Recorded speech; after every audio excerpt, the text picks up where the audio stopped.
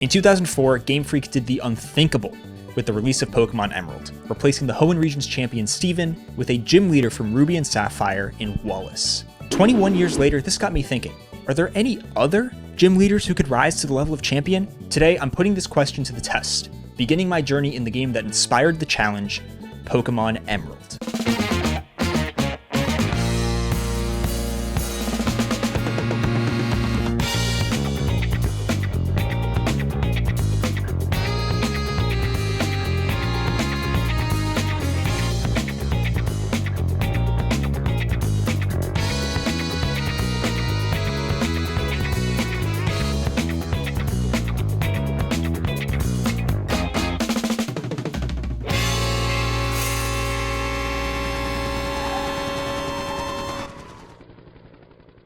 The challenge is simple. Each Hoenn gym leader will face Pokémon Emerald's Elite Four with the goal of defeating Wallace and entering the Hall of Fame, thus becoming champion of the Hoenn region. Now, a lot of you right now are probably saying, Drew, there's no way you could beat Pokémon Emerald's Elite Four with 2 Geodudes and a Nose Pass, right? And the answer is no, absolutely not. Not even LeBron James could pull that off. But that's where the key to this challenge lies: team building. Pokémon Emerald introduced one of my favorite features in the entire series: the Gym Leader Rematch. In Emerald specifically, each leader has 4 progressively stronger rematch teams, making this the perfect foundation for my challenge. To build each leader's team, I'll be pulling from their main game and rematch rosters, with only 1 Pokemon from a given evolution line per team. I'm looking at you, Norman. And the movesets, abilities, and held items must remain as they appear on these teams. Ultimately, the goal is to build teams that are as authentic to each leader as possible, while still giving them the best chance to go all the way.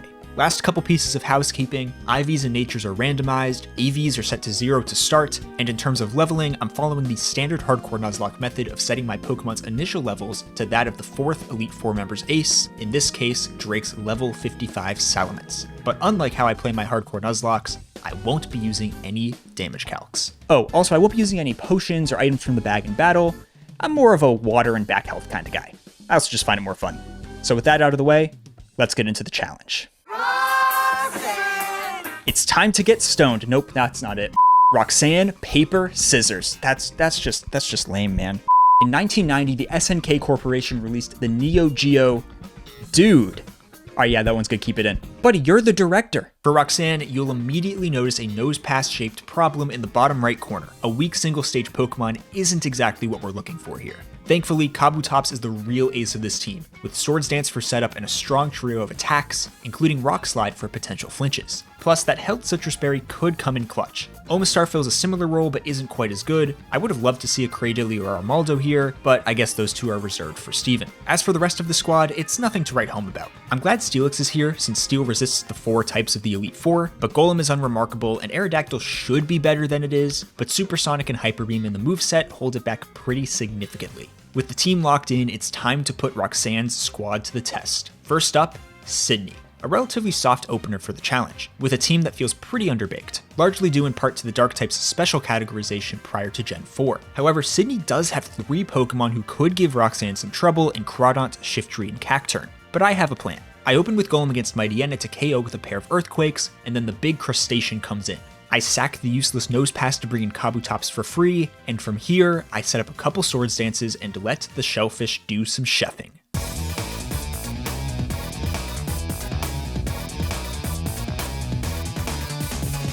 Look at Kabu, man, so inspirational. Kinda like Doug Dimmadome, owner of the Dimsdale Dimmadome. We're rocking now as we roll into the second fight of the Elite Four, a dance with the Ghost-type Master Phoebe. Her second Banette and Ace Dusclops are the headliners here, and those 2 matchups could get spooky if I'm not careful. I repeat the Golem lead, and she once again rocks the earth to start. But Phoebe's not one to back down, so she immediately sends out her ace. Our Rock Ball gives it her all, Earthquake, a couple rollout hits, but in the end, she succumbs. Enter Kabutops. Now here's where things get a little dicey. I think I've got this in the bag with a quick surf, but boom, Phoebe hits me with the full restore. I was totally prepared for that and didn't forget about the Elite Four members having full restores that they love to use when their Pokemon's HP falls super low, and that's because I knew I could easily live an Earthquake to KO with a pair of Rock Slides. Easy, never in doubt. Wanting to remain on the offensive, Phoebe sends in her better Bayonet. Naturally, I respond by going with my best defensive option in Steelix, who walls Bayonet's entire moveset. The Iron Snake Iron Tails through back-to-back Bayonets, leaving just Sableye remaining. Honestly, it doesn't do much outside of spamming double teams, and Aerodactyl rewards my trust in her by easily finishing the job with Rock Slide. 2 down, and it's Glacia's turn to take a stab at Roxanne. Rock types tend to do pretty well against ice types, but that wall rain in the back of the party has me ever so slightly concerned. Only a little bit though. Just like my beloved New England Patriots winning percentage this year and last year, 23.5% is where I'd place my concern level. Led by Drake May and Mike Vrabel, we will rise again. As for the chances of the Patriots making the playoffs next season, let's just say they're as good as the chances of Kabutops sweeping this fight.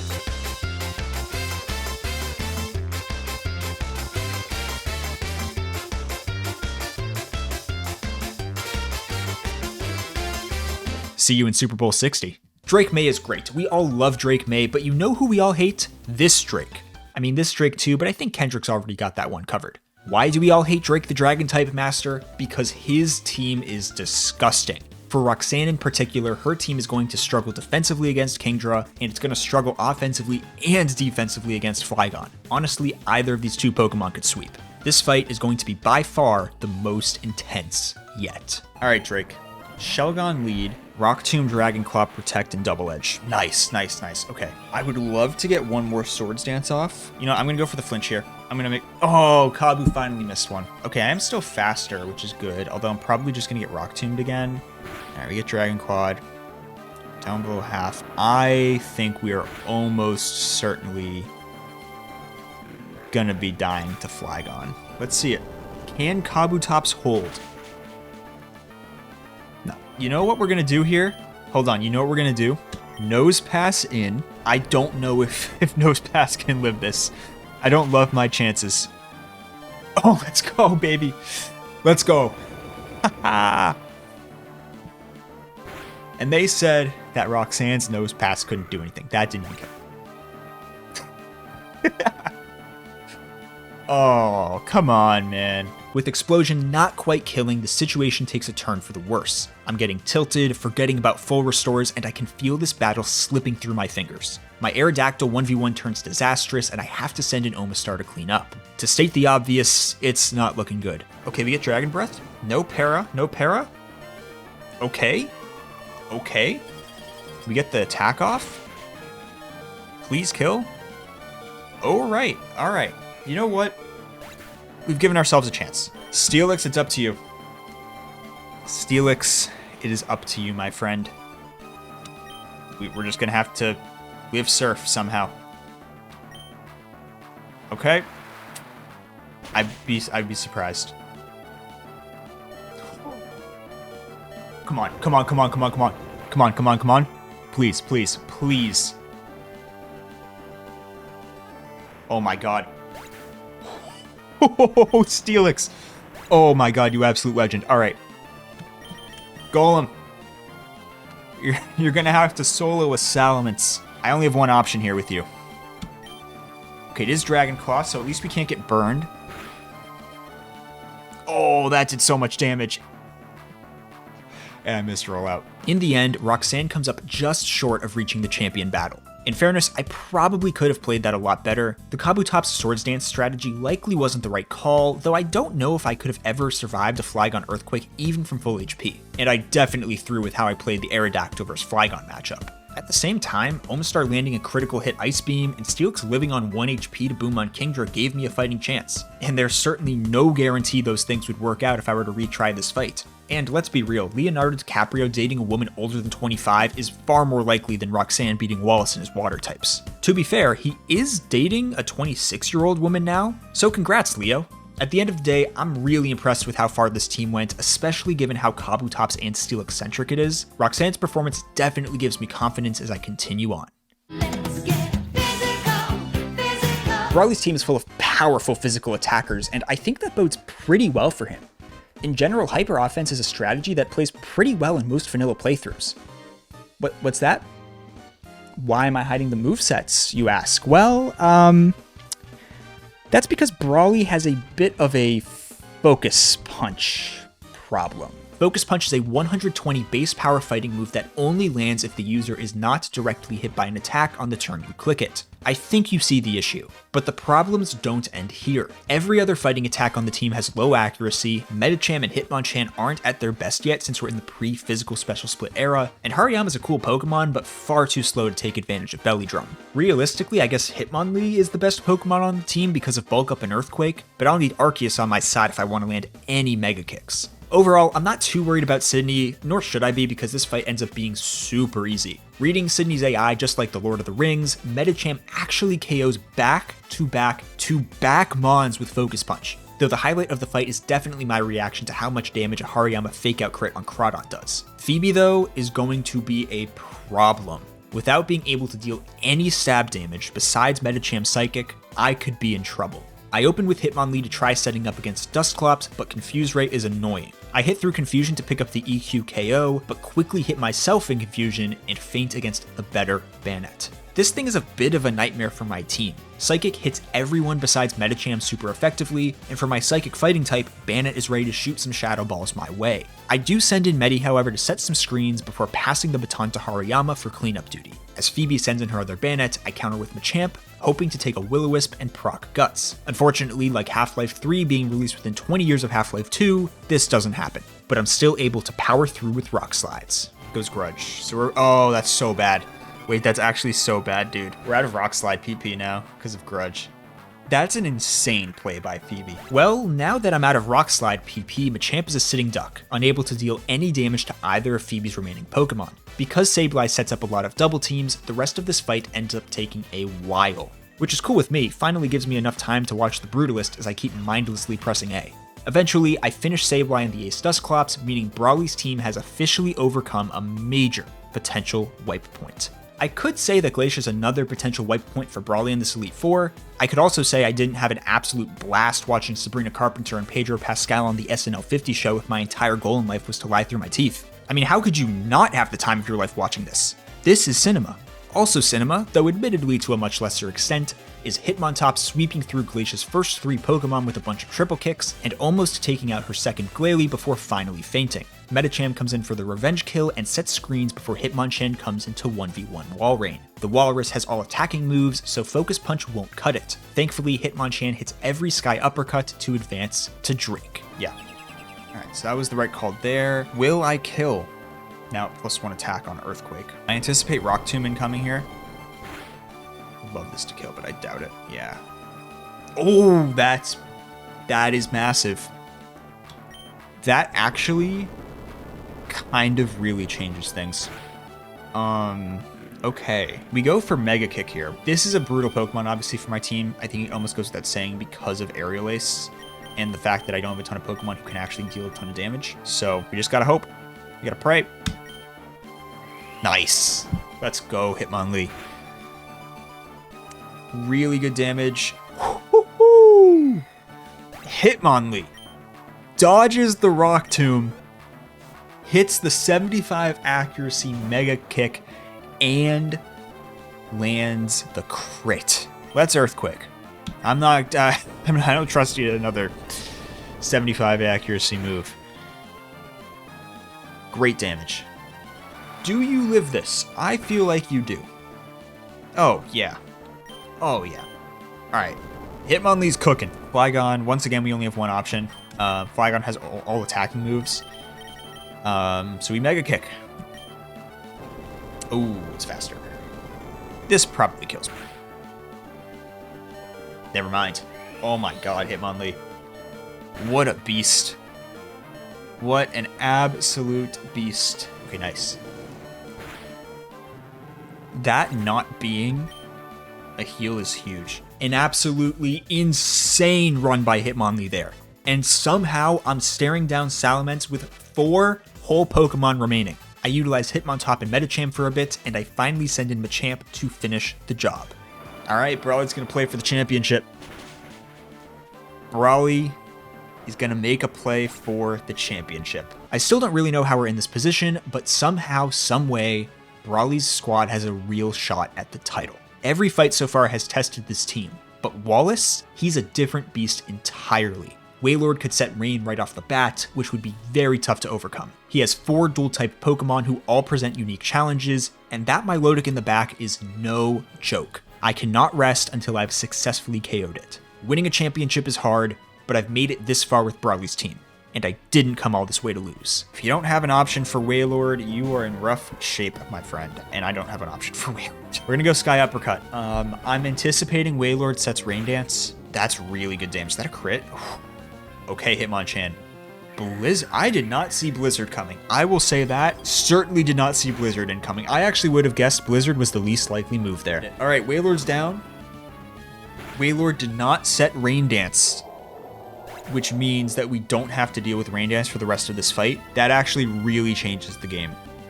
All right, Whiscash. I think we go as far as we can with Hitmonchan. Keep it rolling, Hitmonchan. Keep it rolling, and instead of setting up amnesias. If I live another hit, I should 3-shot, assuming I hit the 3rd Sky Uppercut. Okay, Earthquake.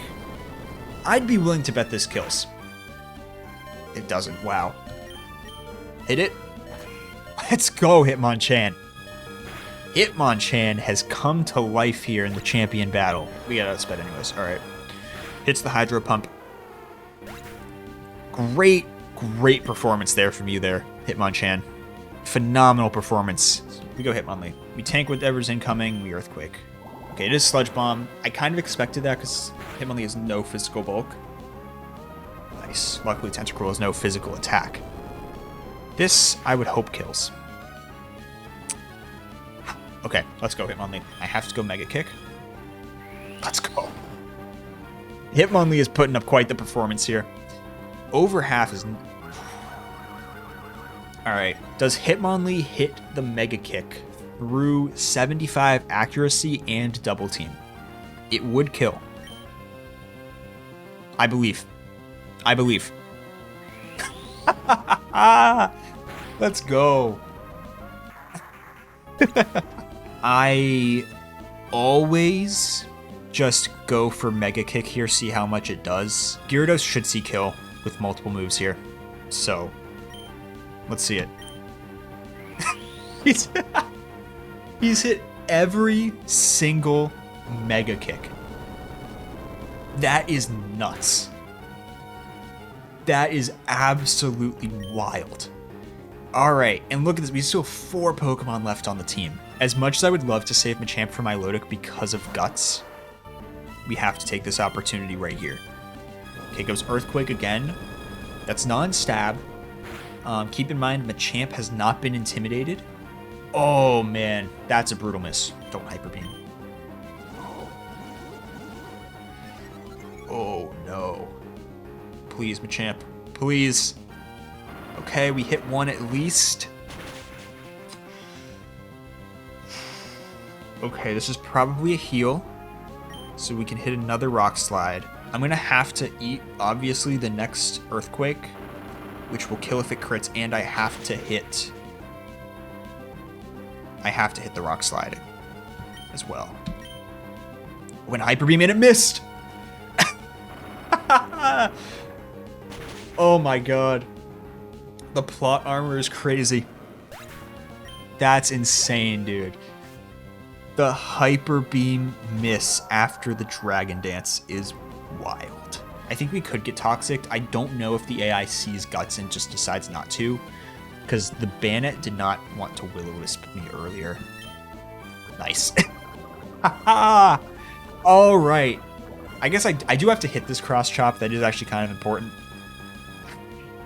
I should have Focus Punched, I guess. We Rock Slide here. I guess I do have to live this, but again, no Rain Dance. Oh. That's too bad. Maybe I go Hitmontop first. Yeah, and then go Medicham, set up the Light Screen into Hariyama. We live this at 1? Potentially. I don't know what the rolls are. Live at 1? Live at 8. Wow, okay. So, Milotic totally hit the high roll on that first surf. Nice crit there. Citrus Berry heal back to probably about half. And Hitmontop goes down. Let's see if we can pull a Toxic, maybe? Nope. Okay. Alright, yeah, this is brutal. think we might wipe. Oh my god. No way, dude. Let me fake out for sure. I need Earthquake to like be a sure 2-shot here. Okay, I think it is. I'm gonna have to live a hit. Hopefully this Milo doesn't pick up a third crit.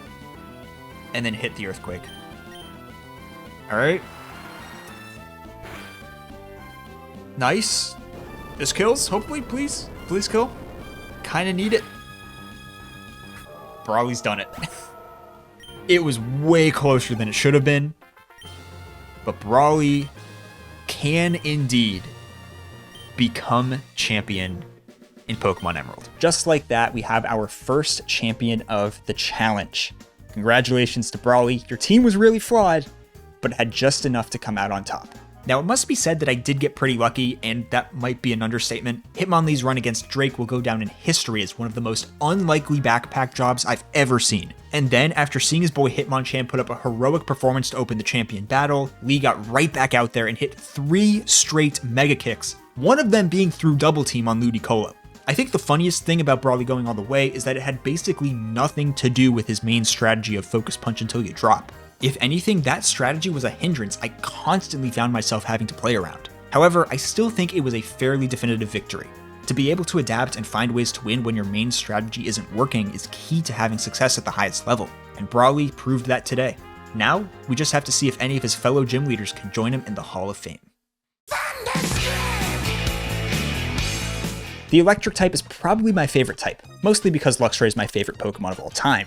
I tend to use an electric type in basically any playthrough I do, so I'm pretty familiar with its strengths and weaknesses. One of the coolest strategies you can use is you can set up rain to guarantee that every thunder you use will hit. Like Ben Wyatt and his calzones, Watson clearly loves this strategy, maybe even a bit too much. His entire team revolves around his signature strategy, and he's perhaps even more one-dimensional than Brawly in that regard. That said, Rain Dance Thunder is far better and more consistent than Focus Punch, though there could be some complications against Drake and or Wallace if we get that far. The Pokemon I need to highlight is Magneton, who is the team's only dual type. Like Steelix for Roxanne, the part Steel typing will do wonders for Watson in his attempt to become champion. It's almost like someone who specializes in Steel types would make the best champion or something, but what do I know? At this point, you're likely beginning to notice a pattern against Sydney. He's basically just a punching bag we can use to warm up before getting into the real meat and potatoes of the run.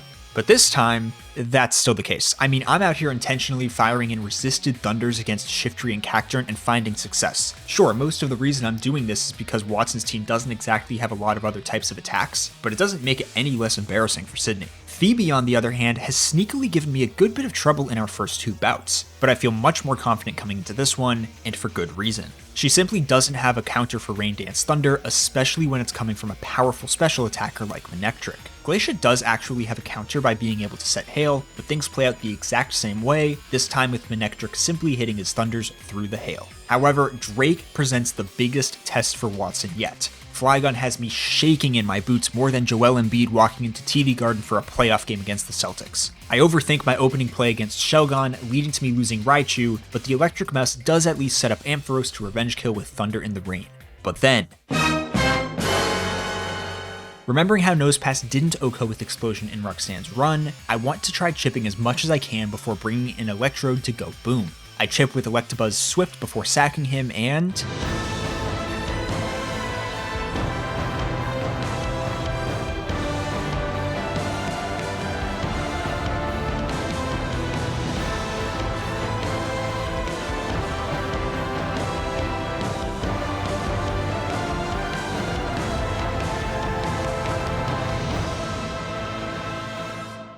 Electrode, you beautiful sphere of destruction, thank you for giving us a chance. A slim chance to be sure, as it is a 2v3 though. Between Magneton and Manectric, I choose the latter in order to bait Altaria in over Salamence. I get off a Thunder Wave as Altaria Dragon Dances, and immediately switch to Magneton on the next one. I set up Rain, which will hopefully go away by the time Kingdra is in, and with the battlefield soaked, it's time to see if this electric duo can overcome the odds. Would love this to be fully paralyzed. Or Drake gets greedy and goes for a third Dragon Dance when Altaria is not in heal range. This is going to be immense. What's key here is that we still have Rain up, and so Salamence's one super effective move, one non-resisted move also. Flamethrower is doing less in Rain. This is in the Rain, so it's gonna be less damage. Nice, we live it. We're gonna get a Thunder off here, which is massive. I still am not convinced we have this. Maybe if we pull the Paralysis though. Rain is still going. We both get Citrus Recovery. I know that I live another Flamethrower. He does not live another Thunder. Do not get crit. If you get crit, we lose. Please? Come on, come on, come on. Nice. All right. That's crazy. That's crazy. Here's where this is still so far from over though. Rain goes down now, right? Yeah, probably faster than me. I'm faster. I hit the Thunder. Oh my god. All right, please. Paralyze or crit or something. That's a crit. That's a crit. Magneton, baby. Let's go. Oh my god. Against all odds, we find ourselves in our second straight champion battle. I've honestly been really impressed by Watson's performance so far, especially as it relates to the consistency of the Rain Dance Thunder strategy. However, in this fight, that strategy might not be in our best interest. Wallace's water types would benefit far more from precipitation than my electric types, so I'm left with only one option. Hit my Thunders without Rain. Needing to get off to a fast start, I go with Manectric. If he hits his Thunders, it might give us the momentum we need to win.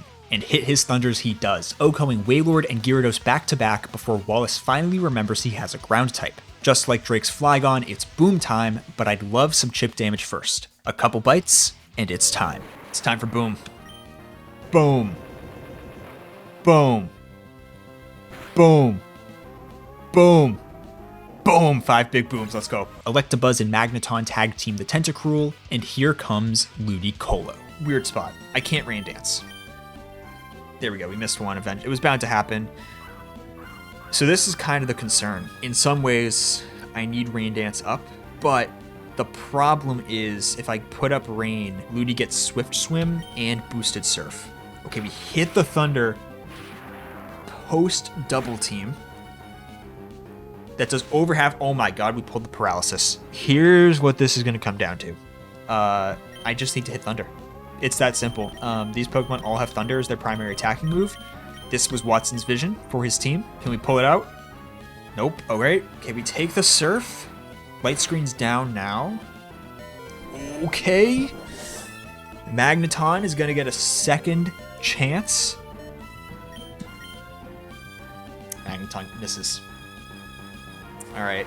I'm going to go Ampharos because Ampharos has Light Screen, and that could potentially maybe save me. But I'm not super convinced. I would love Ludi to just get fully paralyzed one time. All right. Amphi, you got me? All right, that's 3 in a row. Which, again, like this is to be expected. 70 accuracy to start, and Ludi has set 2 double teams. Let's go. Okay. We missed 3, but we hit the 4th. Okay, Light Screen is still up. We've had 2 turns worth of Light Screen now. Okay, we get Toxic, which is going to hurt. Eventually, that's going to take me out.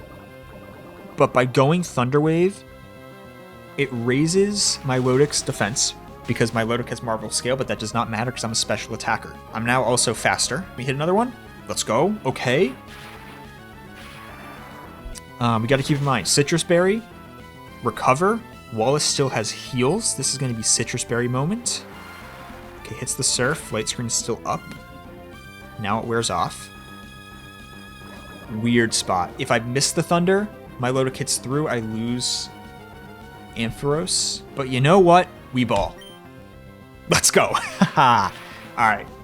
Watson can indeed become champion. That's what we've learned here today. That is how it is done.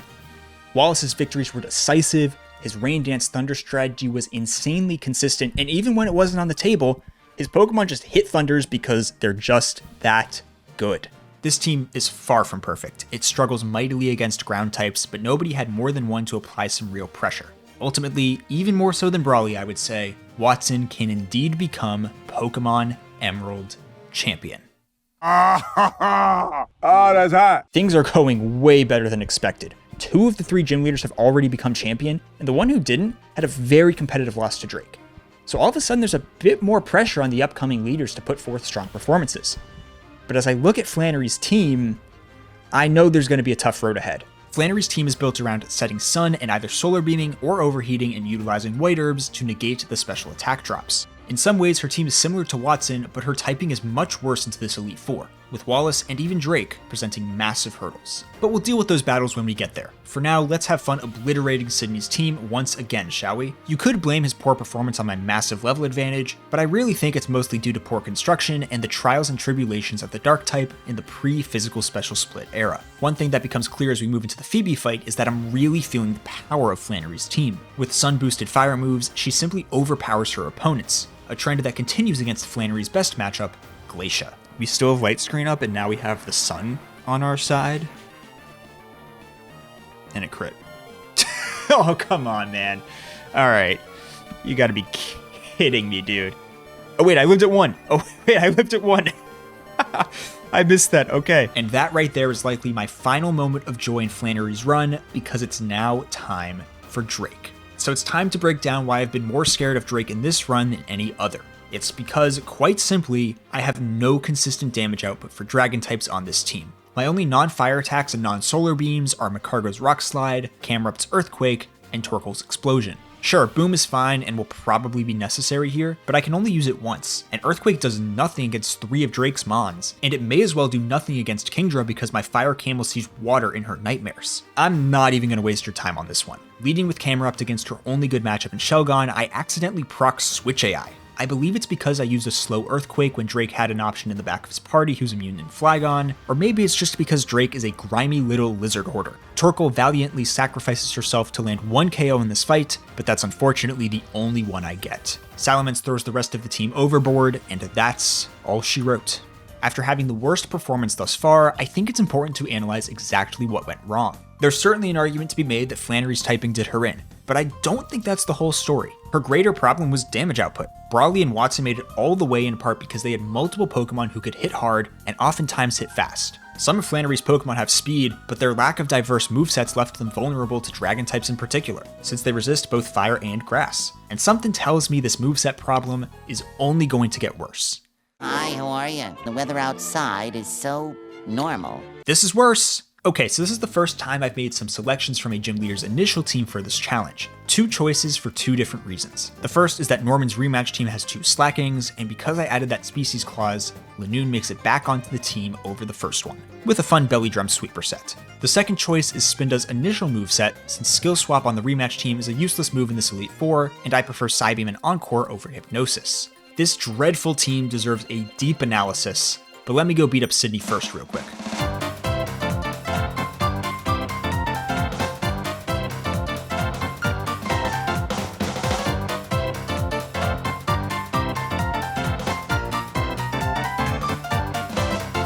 That was fun.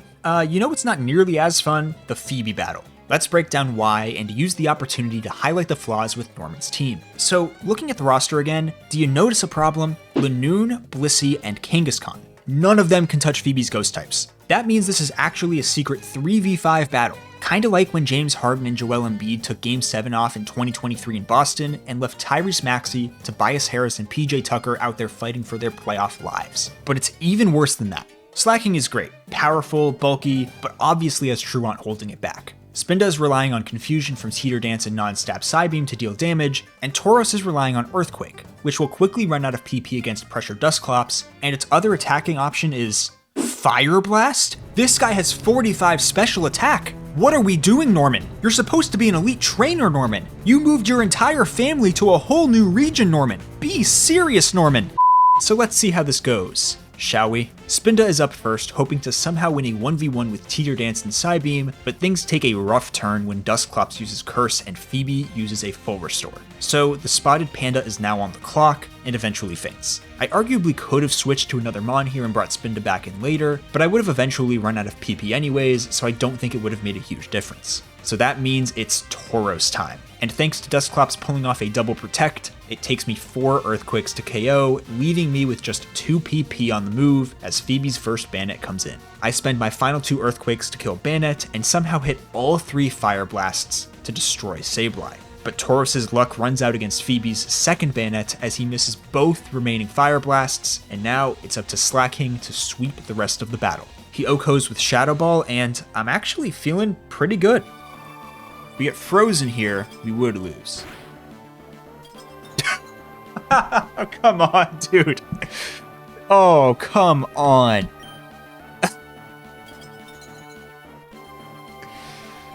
Oh, you have got to be joking. I'm gonna be honest with you, Norman. We could run this fight back, and what, 9 times out of 10, right? 'Cause it's 10% freeze chance. 9 times out of 10, we probably win this battle. Hell, to be fair, we're still gonna have a chance to thaw out, right? We still have a chance to thaw out, but 9 times out of 10, Slaking beats this Dusclops. But the fact that... Okay, there we go. The fact that you didn't prepare for this. Ooh. Freeze me again. Freeze me again. Okay. Citrus Heal Up actually is probably going to be something that saves me here. I could get I could still get frozen here. I could still get frozen. Oh my god. Oh my god, no way. No way, dude.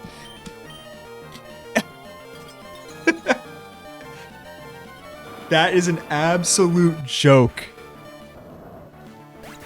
That is an absolute joke, dude. Oh my god. Honestly, that was hilarious. Now, if this was the first fight in the entire challenge I arguably should attempt a rematch of. Double Ice Beam Freeze had just a 1% chance of happening, and even if I had just gotten frozen the first time only, I would have won. But are we really going to blame that loss on a 1% double freeze? I mean, what is this team construction? I will say, to be fair to Norman, part of the reason for this team's poor performance is because of how I set the rules for the challenge, leading to the substitution of Lanoon for Slaking. But I don't think your team is particularly well built if it's reliant on having 2 versions of one of the most powerful Pokemon in the entire game. So Norman, I ask you to question your life choices. And maybe one day, hey, I don't know, maybe one day you could become champion. But today's not that day.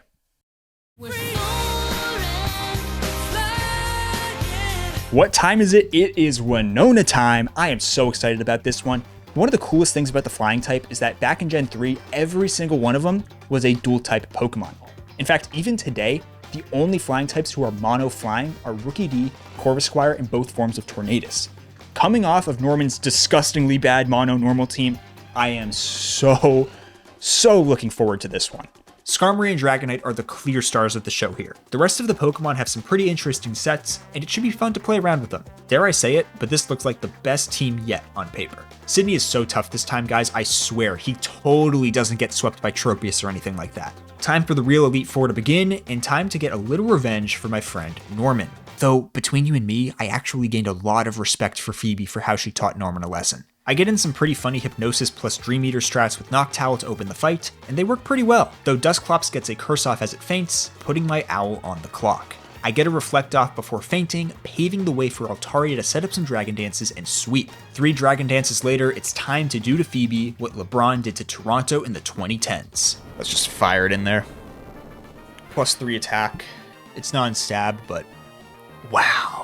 You have got to be kidding me. I end up setting up to +5 attack before KOing, and even that's not enough to one-shot the incoming Dusclops. The rest of the fight goes insanely smoothly, but I'm getting worried? Honestly, I'm starting to question if this team has the horses to make it through. I mean, if Altaria at +5 attack, mind you, isn't OHKOing with Earthquake, what does that say about the rest of a team primarily made up of mediocre attackers? You know what? Glacia is a great opportunity to restore any lost faith in Winona's team.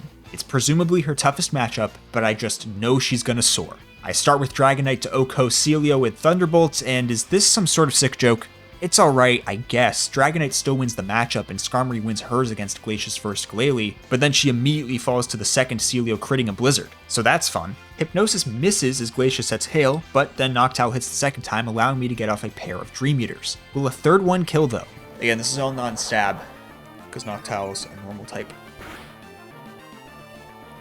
Okay, we'll never know if that was always going to kill, and I'm perfectly okay with that. Okay, goes Hail. It's faster than me, which I do not love. Boom is on the table here, I think, because it's so low on HP. Wow, okay. Once again, does this kill? It should kill. I feel very confident that this kills. Nice, okay. Noctowl kind of saving the day right now. This would be a massive game-changing Hypnosis hit. We're balling hard right now. I'm slower. That's tough. Noctowl apparently is the slowest Pokemon you've ever seen. That doesn't kill. Tough. All right, here's what's gonna come down to. Can Dragonite hit a Thunderbolt here that either just straight up kills, which I think is very unlikely. Maybe we pull a crit, or maybe we pull a paralysis.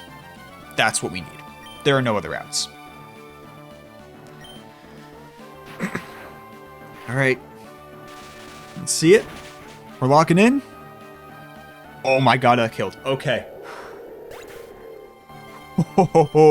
If I'm being real, we're limping into this Drake battle. At this point, I just think the lack of offense is going to be too much to overcome. I get things started with Skarmory against Shelgon, setting 3 layers of spikes to help out with Kingdra later, and I ultimately choose to Whirlwind to preserve Skarmory for Altaria. In an incredible stroke of luck, Whirlwind drags out the Cloud-like Dragon type, but that lack of firepower rears its ugly head once again, as there's no chance Skarmory can win this 1v1. We're gonna get the full restore here. Oh! Let's go, Skarmory! Okay! We're right back in this, baby. I cannot believe that happened. All right, we got to sack Skarmory here. There's no other play. You know what? We're going to go right to Dragonite here. Dragonite has 2 really good matchups with Ice Beam, and this is one of them. And I think we take the opportunity here. I am slower, which is tough. Nice. All right. No para. We'll see how much this does. This is obviously a quad effective move. Nice. Now the big question is, if we lived Dragon Breath from Flygon, do we live Dragon Claw from Salamence? I'm not necessarily convinced. We kind of just need to hope we do. Come on, hold.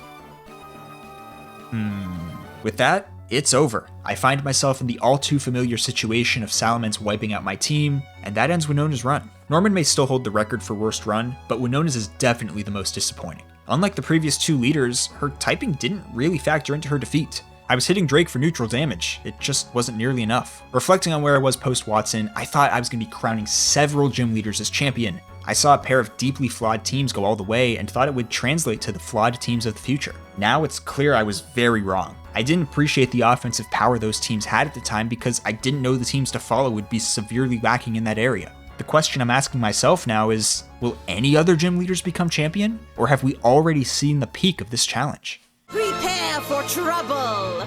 Make it double! If we're just going to be 100% open and honest with each other a second, the Psychic type is not the type I should be trying to turn this around with. It's weak to the first 2 types we'll be going up against, and some of the dual typings we're going to have on the team won't exactly help matters. For the first time, we have a team that is officially on Sydney Lost Watch. That's right, there's a chance I've yet to reach the low point of this challenge. So many of these Pokemon are reliant on Psychic Stab, which isn't going to work against Sydney's Dark types, and as we've seen, a lack of offense means a low chance of victory. If I want to have any chance of having this team reach the champion, I'm going to need to lock in and give it my all. It's the biggest puzzle yet, but as Professor Layton says, every puzzle has an answer. I guess I'll just start with Lunatone. It's not like I have any clearly better options against Mightyena. I forget about Intimidate, and yeah, this just doesn't go well. I try switching around to get Lunatone in without the Intim drop, but it just doesn't work and my moon falls. Solrock, maybe you've got something for me? You can set Sunny Day at least. We are faster actually, so maybe. Alright, Solrock, you've come to play. Shiftry. Nice, okay.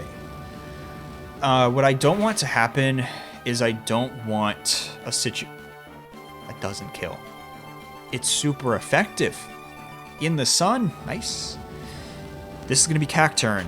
Obviously we're just running back Flamethrower. We can figure out a way to get Xatu into set Sun on Crawdaunt. Snap out of confusion. Soul Rock has come to play. Soul Rock was hearing the noise that was coming exclusively from me because I'm the only one who's doing this challenge right now. But, alright, Crawdaunt. I think Sun goes away, right?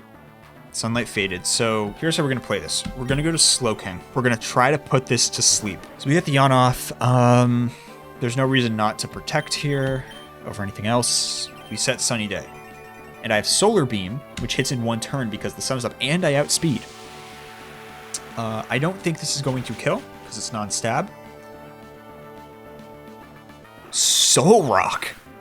Okay, we are going to win. The Soul Rock sweep is insane. And that right there, my friends, exemplifies why Sydney is such a pushover. Even with an obvious type advantage, he simply doesn't have enough offense to apply any pressure. Speaking of pressure, Phoebe's 2 Dusclops know a little something about that. I'm cautiously optimistic now, given how that first fight went, but I'm still worried about how hard Phoebe's Ghost Stab is going to hit. For the lead Dusclops, I'm able to mitigate this concern by running back some Hypnosis and Dream Eater strats, this time with Hypno, who draws in Phoebe's first Bayonet following the KO. I try going to Slowking first, and good Arceus, look at that damage. Yeah, that didn't work.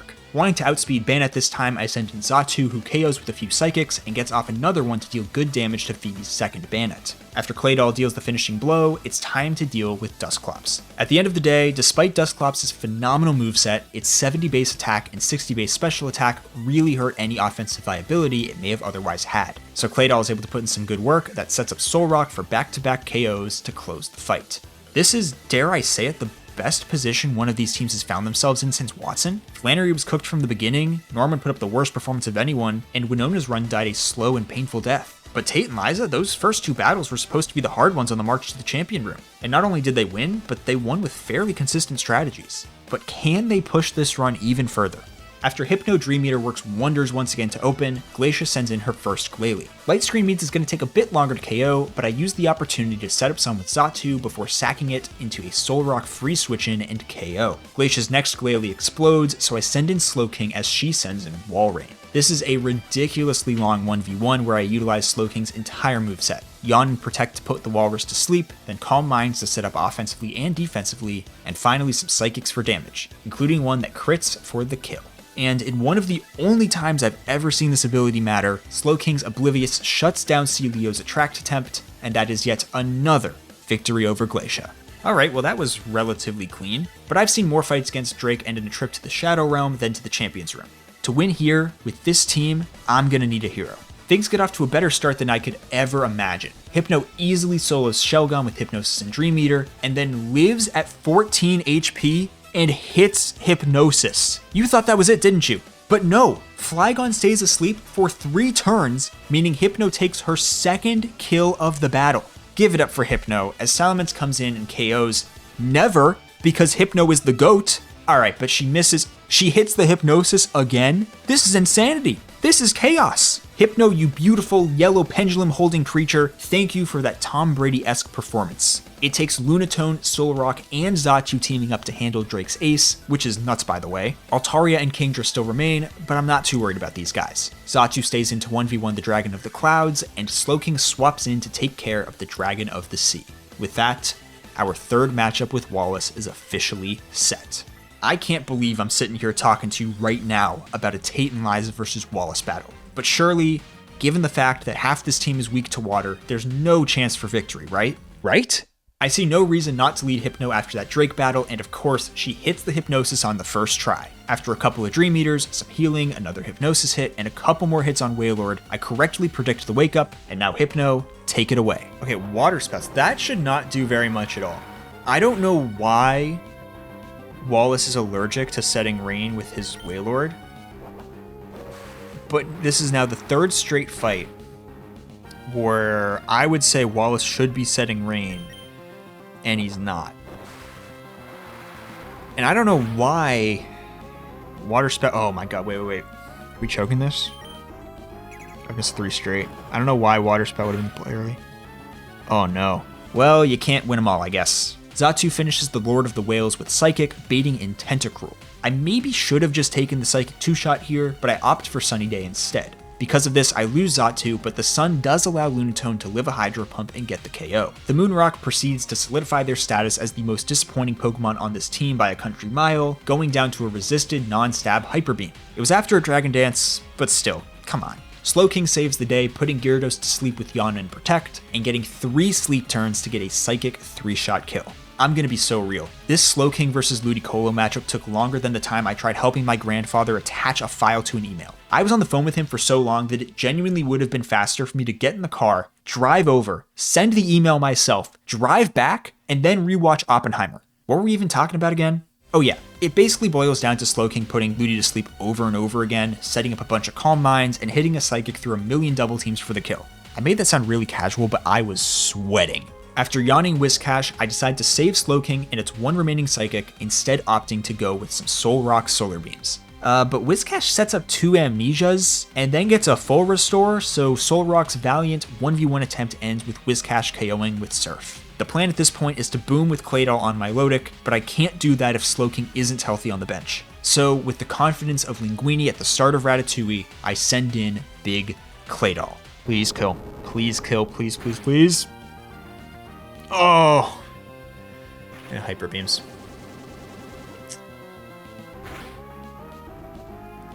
Brutal. Sun is still strong, but I think the Sun's gonna fade after this turn. I just don't see a situation in which Claydol lives a hit from Milotic here. Unless... Okay, the Sun's still up, so it's not gonna be Surf. Please go for Toxic. That's all I ask. Okay, goes Ice Beam. This could be it. Oh! No freeze! We did it. Let's go. Wait, this has to kill, right? Claydol. It was a different hero every fight. It was a different Pokemon stepping up every single fight. I can't believe it. This team was not supposed to win, and yet it did. 2 moments stand out in that Elite Four as being the most fraudulent by far. Slowking versus Ludicolo was wild, but Hypno's pop-off versus Drake was the stuff of legend. Had Hypno failed to even just hit 1 Hypnosis, or got crit, or an opponent got an early wake-up, we could have been cooked. We probably would have been cooked. Man, I had an absolute blast playing with this team and putting together a Cinderella story for the ages. But there's one gym leader left. This is the tallest waterfall on the planet. For those who don't know, Juan is Wallace's mentor, and he took over the Sootopolis gym leader post following his rise to Hoenn champion. So I think it comes as no surprise that heading into this video, Juan was my favorite to clear the Elite Four and reach Wallace. Honestly, looking at the types of the Elite Four, I will say it is pretty cool that Wallace becoming champion makes sense from a gameplay perspective. I have 2 key notes as it relates to the team I'm using for Juan here. First, his main game team has a Love Disc while his rematch teams don't, so I ultimately had to choose whether to bring Love Disc over Lapras or Politoed, and I opted to bring Lapras. So one of this team's 2 potential range setters is off the board. Second, I've opted for Whiscash's main game set, as Amnesia and EQ are greater than Double Team and Fissure in my opinion. Overall, this team is pretty solidly balanced, and Juan's Kingdra is one of, if not the best, Pokemon I've gotten to use in this challenge. I'm not going to spend too much time on Sydney, or really any of the other Elite Four members to be honest. I already said it, but Juan's team has a phenomenal matchup here, which is what makes these RNG shenanigans you're about to see all the more hilarious. I pulled not 1, but 2 Ice Beam freezes against Sydney. And if that wasn't enough, Whiscash lives on 1 HP to KO Absol with Earthquake. And then, against Phoebe, I decided to lead with Love Disc because why not? And with Attract, Sweet Kiss, and Water Pulse, this little heart who could successfully 1v1's Dusclops, Phoebe's attacking Banette, and would have knocked out her other Banette too if it weren't for him running out of Water Pulse and Sweet Kiss PP thanks to Dusclops' pressure. Oh, and Kingdra gets another freeze just because I needed the extra help. And don't mind me hitting a quick Sheer Cold for the finishing blow. Glacia is funny because the battle is super easy as I resist all of her stab moves, but then I totally forget about my Lapras Perish Song plan for the final Pokemon of each battle, so I sit here for like 17 minutes trying to solo with Kingdra at +6 evasion before I remember there's a much easier way. And against Drake, I didn't even need any luck. It's all skill as Kingdra sweeps through Shelgon, Flygon, Altaria, and Salamence with a flurry of Ice Beams, and when we get the mirror match at the end, I make the optimal play, send in Wall Rain, get smoke screened, and hit the sheer cold for the win. Like I said, pure skill. But as we head towards Wallace, I have a confession to make. Juan has no chance of becoming champion. As we've seen time and again throughout this challenge, the biggest reason so many of these teams have failed is because they run into a team that they have no offense for. Flannery against Drake, Norman against Phoebe, Winona almost against Glacia, and definitely against Drake. And when we look at Juan's team one more time, we realize it only has 3 attacks that Wallace's water types don't resist. Earthquake from Whiscash, Body Slam from Walrein, and Sheer Cold from Walrein, though that move is going to fail now that my opponent's levels are higher, which I totally forget about. I'll spare you the suspense, this fight isn't even close. I put up a valiant effort, managing to KO Wailord and Ludicolo, but it's only a matter of time before Gyarados sweeps through Juan's entire team, marking the only loss to Wallace in this entire challenge.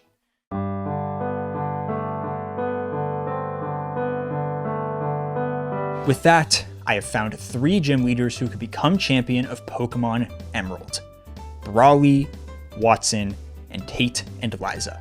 If I had to choose the most definitive winner, I'd go with Watson. His strategy was consistent throughout the Elite Four, and even though it required hitting a bunch of Thunders without rain against Wallace, his team was still built fairly well to consistently be in position to win with just a tiny bit of luck. That said, the absolute chaos of the Brawly and Tate and Liza runs were so much fun, and I honestly wouldn't have it any other way. I had an absolute blast with this challenge, and thank you so much for watching. If you enjoyed this video, I'm so glad. I really did enjoy making it. I have so many more videos on the way, including some where I'll be taking on this challenge in some other games, so stay tuned and please consider subscribing. I'm really excited about what's coming next, and I'd love to have you along for the ride. So once again, thank you so much for watching, and we'll see you next time.